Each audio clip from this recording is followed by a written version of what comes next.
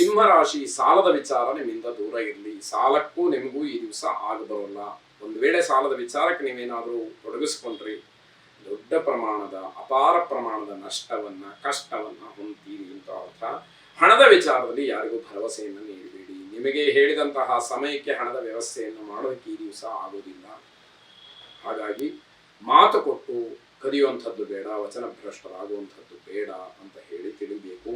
ಆಸ್ತಿ ವಿಚಾರದಲ್ಲಿ ವಾದ ವಿವಾದಗಳು ಏರ್ಪಾಟಾಗುತ್ತೆ. ಸೂಕ್ತವಾದ ಯಾವುದೋ ಅದಕ್ಕೆ ಆದ್ಯತೆಯನ್ನು ನೀಡಿ ನ್ಯಾಯಬದ್ಧವಾದಂತಹ ಜಯ, ಧರ್ಮ ಕಾರ್ಯದಲ್ಲಿ ಜಯ ನಿಮ್ಮದಾಗಲಿ ಅಂತ ಹೇಳಿ ನಾವು ಕೂಡ ಆಶಿಸ್ತೀವಿ. ವೈಯಕ್ತಿಕವಾದಂತಹ ಅಥವಾ ವ್ಯವಹಾರದಲ್ಲಿ ಬೇರೆಯವರ ಆಗಮನ ಬೇಡ. ನಿಮ್ಮ ವೈಯಕ್ತಿಕವಾದಂತಹ ವಿಚಾರ ಕೌಟುಂಬಿಕವೋ ನಿಮ್ಮ ಸ್ವಂತಕ್ಕೆ ಸಂಬಂಧಪಟ್ಟಿದ್ದೋ ಅಥವಾ ನಿಮ್ಮ ಯಾವುದೋ ವ್ಯವಹಾರ ಉದ್ಯೋಗಗಳಲ್ಲಿ ಬೇರೆಯವರು ಬಂದು ರಾಜಿ ಸಂಧಾನ ಮಾಡುವಂಥದ್ದು, ಬೇರೆಯವರು ಪಂಚಾಯಿತಿ ಮಾಡುವಂಥದ್ದು, ತಿಳುವಳಿಕೆಯನ್ನು ಹೇಳುವಂಥದ್ದು ಯಾವುದರ ಅವಶ್ಯಕತೆಯೂ ಕೂಡ ಬೇಡ. ಅದನ್ನ ನೀವು ಅವಕಾಶ ಮಾಡಿಕೊಡ್ಬೇಡಿ ಅಂತ ಹೇಳಿ ಅರ್ಥ. ವಿದ್ಯಾರ್ಥಿಗಳು ತುಂಬ ಪರಿಶ್ರಮವನ್ನು ಪಡಬೇಕು, ಇಲ್ಲದೆ ಇದ್ರೆ ಕಷ್ಟ ಇದೆ ಅಂತ ಅರ್ಥ. ನಿಮ್ಮ ಕೆಲಸದ ಬಗ್ಗೆ ಹೆಚ್ಚಿನ ಗಮನವನ್ನು ಕೊಡಿ. ಯಾವ ಕೆಲಸವನ್ನು ನೀವು ಮಾಡಬೇಕಾಗಿದೆಯೋ, ನಿಮ್ಮ ಕರ್ತವ್ಯ ಏನು, ನಿಮ್ಮ ಜವಾಬ್ದಾರಿ ಏನು, ಅದರ ಬಗ್ಗೆ ಗಮನ ಕೊಡಬೇಕು. ಉಳಿದಿದ್ದೆಲ್ಲವೂ ಕೂಡ ಗೌಣ ಅಂತ ಅರ್ಥ. ಭೂವರಾಹ ಸ್ವಾಮಿಯನ್ನು ವಿಶೇಷವಾಗಿ ಪ್ರಾರ್ಥನೆ ಮಾಡಿ ಶುಭವಾದ. ಕನ್ಯಾ ರಾಶಿ ಯಾವುದೇ ಬದಲಾವಣೆಗೆ ಈ ದಿವಸ ಯೋಗ್ಯವಾದಂಥದ್ದಲ್ಲ. ಆದ್ರಿಂದ ಬದಲಾವಣೆಯ ವಿಚಾರ ಬಂತು ಅಂತಂದ್ರೆ ಅದನ್ನು ಕೈ ಬಿಡ್ತಕ್ಕಂಥದ್ದು ಒಳ್ಳೆಯದು. ಸಂದರ್ಭಕ್ಕನುಗುಣವಾಗಿ ಕೆಲಸವನ್ನ ಪೂರೈಕೆ ಮಾಡಿ, ಅದನ್ನ ಪೂರೈಸಿ ಮುಗಿಸ್ಬಿಡಿ. ಆಗ ಮಾತ್ರ ನಿಮಗೆ ಸಮಾಧಾನ ಸಿಕ್ಕುವಂಥದ್ದಾಗುತ್ತೆ. ಸಹೋದ್ಯೋಗಿಗಳಿಂದ ಸಣ್ಣ ಪುಟ್ಟ ವಿಚಾರಕ್ಕೆ ಸಮಸ್ಯೆ ಉಂಟಾಗಬಹುದು. ಇದನ್ನು ಸರಿಯಾಗಿ ಗಮನಿಸ್ಕೊಳ್ಬೇಕಾದಂಥದ್ದು. ಮಕ್ಕಳಿಗೆ ಶುಭ ಇದೆ. ಮಕ್ಕಳ ವಿದ್ಯಾಭ್ಯಾಸ, ನೌಕರಿ, ಅವರ ಜೀವನದ ನೆಲೆ ಅಥವಾ ಇನ್ನೇನೋ ಸಾಧನೆ, ಇದರಲ್ಲೆಲ್ಲ ಅವರಿಗೆ ಅನುಕೂಲವಾಗ್ತಕ್ಕಂಥದ್ದಿದೆ. ಅಪರಿಚಿತರನ್ನ ನಂಬಬೇಡಿ, ತೊಂದರೆಯಾಗತ್ತೆ. ಆದರೆ ನಂಬುವಂತಹ ಪ್ರಚೋದನೆಗಳು ಹೆಚ್ಚು ಬರುತ್ತೆ.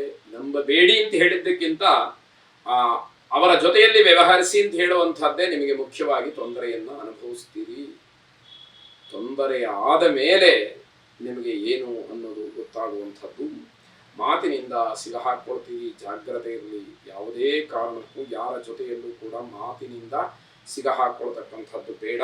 ನವಗ್ರಹರನ್ನ ಪ್ರಾರ್ಥನೆ ಮಾಡಿ, ಅರಿಷ್ಟಾನಿ ಪ್ರಣಶ್ಯಂತು ದುರಿತಾನಿ ಭಯಾನಿ ಚ ಶಾಂತಿರಸ್ತು ಶುಭನ್ಮೇಸ್ತು ಗ್ರಹಾಃ ಕುರ್ವಂತು ಮಂಗಳಂ ಎಂಬುದಾಗಿ 9 ಸಲ ಹೇಳಿಕೊಳ್ಳಿ. ಶುಭವಾಗಿ. ತುಲಾರಾಶಿ ವೈಯಕ್ತಿಕವಾದಂತಹ ಸಮಸ್ಯೆಗಳಿಗೆ ಪರಿಹಾರ ಸಿಕ್ಕುವಂತಹ ದಿವಸ. ಹಲವಾರು ವಿಚಾರಗಳಲ್ಲಿ ನಿಮ್ಗೇನಾದ್ರೂ ಸಮಸ್ಯೆ ಕಾಡ್ತಾ ಇದ್ರೆ ಅದಕ್ಕೆಲ್ಲ ಪರಿಹಾರ ಈ ದಿವಸ ಸಿಕ್ಕತ್ತೆ. ಮಕ್ಕಳ ಬಗ್ಗೆ ಸರಿಯಾಗಿ ಚಿಂತನೆಯನ್ನ ಮಾಡಿ ನಿರ್ಧಾರವನ್ನು ಮಾಡಿ. ಮಕ್ಕಳ ವಯಸ್ಸಿಗೆ ಅನುಗುಣವಾದಂತಹ ಕೆಲವು ಚಿಂತನೆಗಳು, ನಿರ್ಧಾರಗಳು ತುಂಬಾ ಅವಶ್ಯವಾಗಿ ಇರುವಂಥದ್ದಾಗುತ್ತೆ. ಆರ್ಥಿಕವಾಗಿ ಯಾವುದೇ ರೀತಿಯ ತೊಂದರೆಗಳಿರೋದಿಲ್ಲ. ಸಮಾಜ ಸೇವೆಗೆ ಭಾಗಿಗಳಾಗ್ತೀವಿ. ಸಮಾಜಮುಖಿಯಾದಂತಹ ಕೆಲಸ, ಸಾರ್ವಜನಿಕವಾದಂತಹ ಕೆಲಸ, ಇದರಲ್ಲಿ ಭಾಗಿಗಳಾಗ್ತೀವಿ ಎನ್ನುವಂಥದ್ದು. ತಾಯಿಯವರ ಆರೋಗ್ಯದ ಬಗ್ಗೆ ಹೆಚ್ಚು ಗಮನವನ್ನು ಹರಿಸಬೇಕು, ಕಾಳಜಿಯನ್ನು ವಹಿಸಬೇಕಾಗುತ್ತೆ. ಅಲ್ಲಿ ಕೇವಲ ಕರ್ತವ್ಯ ಮಾತ್ರ ಅಲ್ಲ, ಆ ತಾಯಿ ಮಕ್ಕಳ ಬಾಂಧವ್ಯ ಇದೆಯಲ್ಲ, ಅದು ಅಮೂಲ್ಯವಾದಂಥದ್ದು. ಅದಕ್ಕೆ ಬೆಲೆ ಕಟ್ಟೋದಕ್ಕೆ ಸಾಧ್ಯವೇ ಇಲ್ಲದೆ ಇರತಕ್ಕಂಥದ್ದು. ಹಾಗಾಗಿ ಹೆಚ್ಚಿನ ಕಾಳಜಿಯನ್ನು ವಹಿಸಬೇಕಾಗತ್ತೆ. ಕುಲದೇವತಾ ಪ್ರಾರ್ಥನೆ, ಕುಲದೇವತಾ ಆರಾಧನೆಯನ್ನು ಮಾಡಿ ಶುಭವಾಗಿ. ವೃಶ್ಚಿಕ ರಾಶಿ ಸಣ್ಣ ಪ್ರಮಾಣದ ಉದ್ಯಮವನ್ನು ಮಾಡ್ತಾ ಇರ್ತಕ್ಕಂಥವರಿಗೆ ಹೆಚ್ಚು ಅನುಕೂಲಕರವಾದಂತಹ ಲಾಭದಾಯಕವಾದಂತಹ ದಿವಸ ಇದಾಗುತ್ತೆ. ಕಾರ್ಯಕ್ಷೇತ್ರದಲ್ಲಿ ಪ್ರಶಂಸೆಗೊಳಗಾಗ್ತೀವಿ. ನಿಮ್ಮ ಕೆಲಸವನ್ನ ಎಲ್ಲಿ ನೀವು ಮಾಡ್ತಾ ಇದ್ದೀರಿ ಅಲ್ಲಿ ಎಲ್ಲರೂ ಕೂಡ ನಿಮ್ಮನ್ನು ಹೊಗಳತಕ್ಕಂಥದ್ದು ಅಥವಾ ನಿಮ್ಮ ಬಗ್ಗೆ ಒಳ್ಳೆಯ ಅಭಿಪ್ರಾಯವನ್ನು ತಿಳಿಸ್ತಕ್ಕಂಥದ್ದು ಆಗುತ್ತೆ ಅಂತ ಅರ್ಥ. ಸಂಶೋಧಕರಿಗೆ ಯಶಸ್ಸು ಮತ್ತು ಗೌರವ ಸಿಕ್ಕುವಂಥದ್ದು. ಕುಟುಂಬದ ಸಹಕಾರದಿಂದ ನಿಮ್ಮ ಸಾಧನೆಗೆ ಒಂದಷ್ಟು ಅನುಕೂಲಗಳಾಗುತ್ತೆ.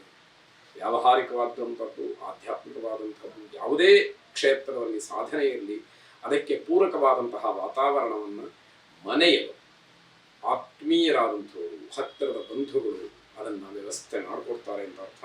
ಹಣದ ವಿಚಾರದಲ್ಲಿ ಯಾವುದೇ ರೀತಿಯ ಗೊಂದಲಗಳನ್ನು ಇಟ್ಕೊಳ್ಬೇಡಿ, ಅದೆಲ್ಲ ಬಗೆಹರಿಬೇಕು ಅನ್ನುವಂಥದ್ದು. ಧಾರ್ಮಿಕ ವಿಚಾರದಲ್ಲಿ ಆಸಕ್ತಿಯನ್ನು ತೋರಿಸ್ತೀರಿ, ಆಸಕ್ತಿ ಬರಬಹುದು ಅಂತ ಅರ್ಥ.